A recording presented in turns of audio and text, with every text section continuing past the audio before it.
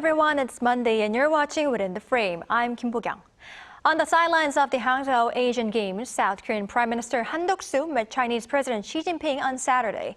There, she first mentioned his visit to South Korea, saying he was seriously considering it, raising the possibility that Beijing might be interested in taking steps toward mending relations. This came ahead a scheduled high-level meeting between South Korea, China, and Japan tomorrow.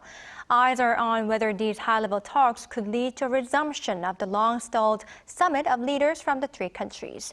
What are the chances of President Xi Jinping visiting Seoul, and what would be discussed if the three-way summit between Seoul, Beijing, and Tokyo does take place? For more on this, we welcome Professor Choo Jae-woo from Kyung Hee University. Professor Choo, welcome. Thank you. Hello. Thank you for being with us. And we also have Soo Chin-do, a senior fellow from the Pangal Institution. Good to see you, Mr. Soo. Thank you for having me. Thank you for being with us. Now, Professor Choo, first question to you. Chinese President Xi Jinping hosted a banquet in Hangzhou to mark the opening ceremony of the 19th Asian Games, where he pointed out that Asian countries need to reject Cold War mentality. Could you share your thoughts on Xi's remarks? I mean, what could he have meant? Yes, he probably meant that, Cold War mentality by, worlds being divided and confronting each other and lack of effort to try to mend the relationship here. And at the same time, obviously he's getting frustrated that China is being bullied by the international society that, because China is different and there has been some, punitive or negative measures that are being put on China for its different actions and behavior. And obviously China conceives that as a measure of containment. And China has its own. China has a right to pursue its own path, and it has a right to choose its own way of development and going forward and so forth. But at the same time, up until recent times, China has been really well embracing, existing international order and norms and institutes, and all of a sudden it tries to veer off of all these past behavior and the path. So obviously China is becoming a black swan among the white swans, and it stands out. It stands out, and I think this is where being a black swan here, and then he thinks he's being bullied, and he's surrounded by all these, different species. All right, I see. So China is feeling it is being bullied by a certain bloc in international arena right now. Mr. Soo, South Korean Prime Minister Duck-soo, like I said before, visited China and met with Chinese President Xi Jinping on the sidelines of the Asian Games. How might China have viewed the PM's visit? Well, I think if you look at the official response from the Chinese side, it was highly appreciated for the visit by Prime Minister Han. And the Chinese side think, this demonstrates this strong commitment by the Korean side to the Trilateral Summit between China, South Korea, and Japan, and South Korea's commitment to the resumption of cooperation among the three countries. And of course, that also includes the cooperation between the Chinese side and South Korea. That's why the Chinese Foreign Ministry basically responded, commented to a question about the visit, emphasizing basically 2 points. One is that China appreciates the efforts by the Korean side for the resumption of the summit, which has been stalled for nearly 4 years due to political tensions and also this pandemic, for 3 years. And then it stresses this, trilateral cooperation is in the interests of the countries, China, Japan, South Korea, and also it contributes to the regional peace and stability. We know that, as long as the three countries get along with each other, and then we can be hopeful for a long-term peace and stability in this region. Otherwise, we all face problems. And that's, if you look at the public response in general, people are also very excited if there's closer relationship, or I would say, return to normal relationship between China and South Korea. So people will find it easier probably to visit each other or to travel for fun, for Korean people and for Chinese to visit each other. That's quite exciting if you check this, for example, social media in China. Right, I see. So China is considering the South Korean Prime Minister's visit as part of an effort to resume cooperation. That being said, Professor Choo, during the meeting with Han, Xi Jinping reportedly first brought up the issue of him visiting South Korea. Could this be a hint of Xi's willingness to improve bilateral ties? Yes, if the case is true, then I think that's a good signal here. Because I think he himself brought that statement before even Mr. Han questioned him, and then there was allegedly a report that described the situation, and I think if that's the case, I think that's a very good signal, and China will definitely is in position to make such a call because China owes its dues to Korea because President Moon was the last one to visit China, and by the reciprocal principles of diplomacy, China owes a return to Korea. And I think now Mrs. Xi is realizing that situation, and I think also his circumstances in China, for instance, the economic situation is in shambles, and I think the only way perhaps China can overcome its economic situation is to improve its overseas ties or external relationship on the economic front, and draw some more investments, and as well as more cooperation on high-tech industries and so forth. And among the high-tech industries, definitely South Korea is is holding a very important key to the Chinese economic recovery, because South Korea is the lone manufacturer on the high-end semiconductors, for instance. And in this day and age of fourth industry, we all know that semiconductor is a key component here. And if your semiconductor supply is disrupted, then I don't think you can expect your fourth industry can really progress. All right, I see. So it seems China has many reasons to improve ties with South Korea. Now, Mr. Su, if Chinese President Xi Jinping's visit to South Korea does get arranged, it will be the first time since 2014, as far as I know, when Xi came to Seoul for a state visit during the previous Park Geun-hye administration. If it does take place, what significance would this have, and what topics would be discussed in a sit-down with Yoon?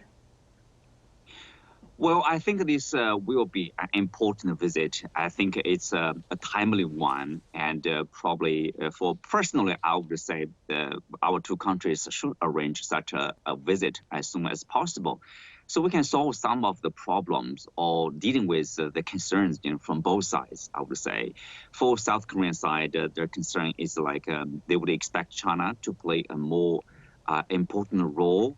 To basically mediate it or to restrain some of the behaviors of the North Korean side, and to convey some of their concerns to the North Korean side. For example, the latest development of a relationship between North Korea and Russia. There is a sensitive response. I think Chinese side understands the sensitivity of the issue for South Korean. And basically, the Korean peninsula peace and stability is critical for South Korea. It's also critically important for China. So that will be one of the issues topping the relationship, the summit. And for the Chinese side, there's also concern too. Amid the U.S. economic war and tech war on China, South Koreans are also under pressure from Washington to distance itself from China, to join the U.S., for example, to readjust the global supply chain or industrial chain, basically to reduce their export to China of the advanced chips, for example. So China would try to persuade the South Korean side not to do so, to be more independent, to take into consideration more of its own economic interests, let's say here. So because, frankly speaking, as the professor pointed out, the advanced chips are important to the industrial, let's say 4.0, right? The new industries here is critical to China's industries.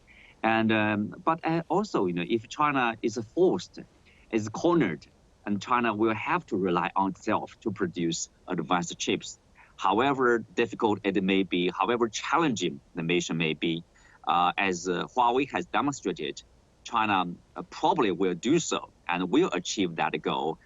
It may take a longer time, but few people would question China's ability to ultimately produce advanced chips or chips advanced enough for its industries. That would be, I would not say that would be interest of South Korea, because China currently buy a lot of stuff, that kind of advanced chips from Korean companies. So that is also a concern for China, together with obviously Taiwan or South China Sea.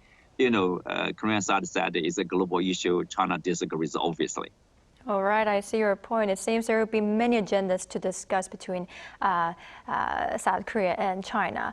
Now, staying on what President Xi Jinping talked about, Professor Choo, when asked about the tension on the peninsula, Xi Jinping reportedly expressed support for inter-Korean reconciliation and pledged continued efforts for peace. What constructive role could China play in terms of Seoul-Pyongyang ties? Yeah, as This many is a good question. Okay. All right, well, Yeah. yes. Yeah, I'll make it short and then hand it over to Dr. Xi, because I think it's a good follow-up questions to Dr. Xi. But as many agenda as Dr. Xi pointed out, I think there could be a lot of roles and actions that China can play and take. For instance, not only maintaining or laying down the foundation for peace and stability on the Korean Peninsula, but also at the same time some practical matters that would be concerning to the interest of both nations. For instance, North Korea's nuclear development programs and North Korea's economic situation here. And I think at this time, I think there common challenges that the two countries face. For instance, how we can support North Korea's economic situation to improve while abiding by the United States resolutions and sanctions and so forth. And there, I think we could get together and try to be creative and more practical together here. At the same time, also with the North Korea's nuclear development questions.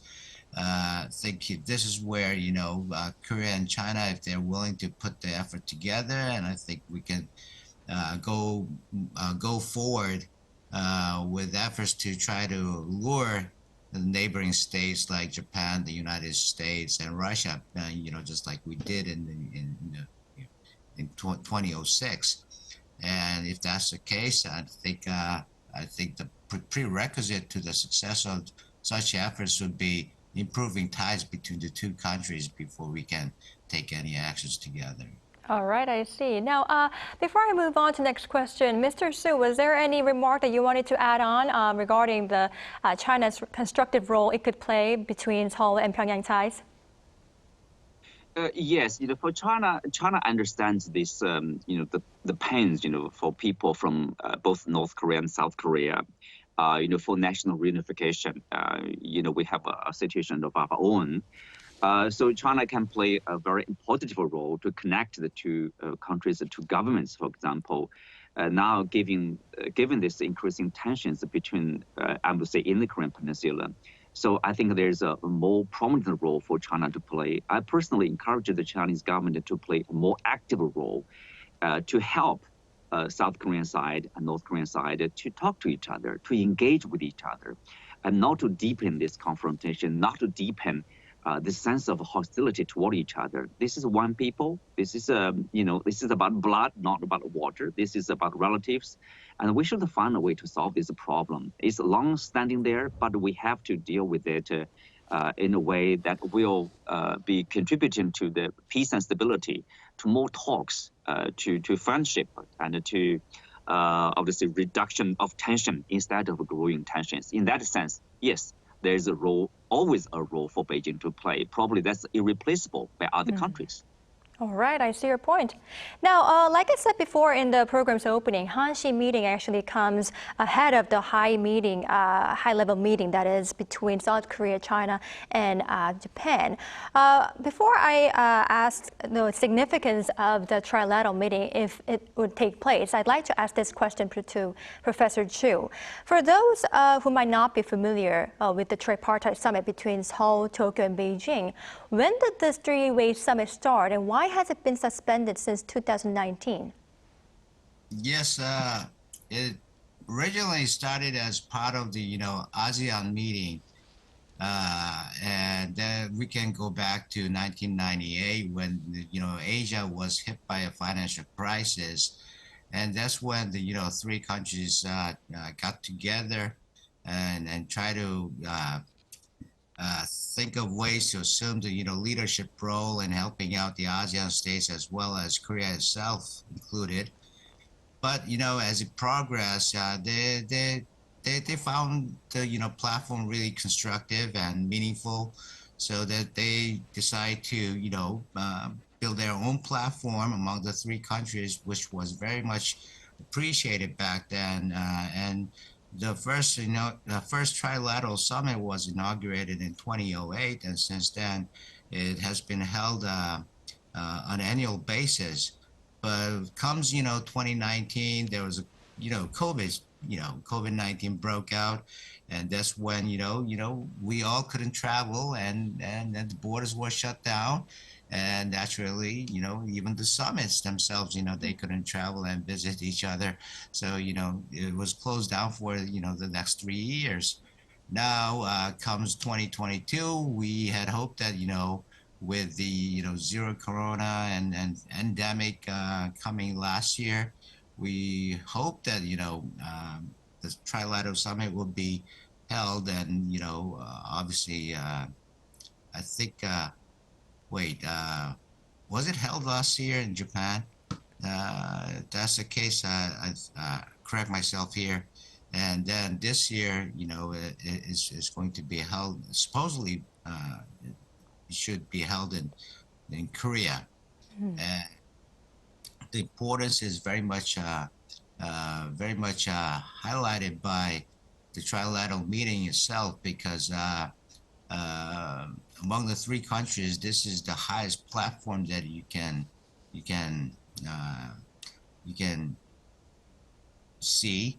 And then obviously the agenda is basically focused on non-military and security defense issues. Rather, it is the platform is focused on discussing and finding ways to better improve the economic situations and the well-being of the people in this region. So, naturally it tends to focus more on the economic side and industrial cooperation and so forth. Along the side, people-to-people exchange is also very much encouraged. And on top of that, the ultimate goal is for three countries to establish a free trade agreement, architecture here.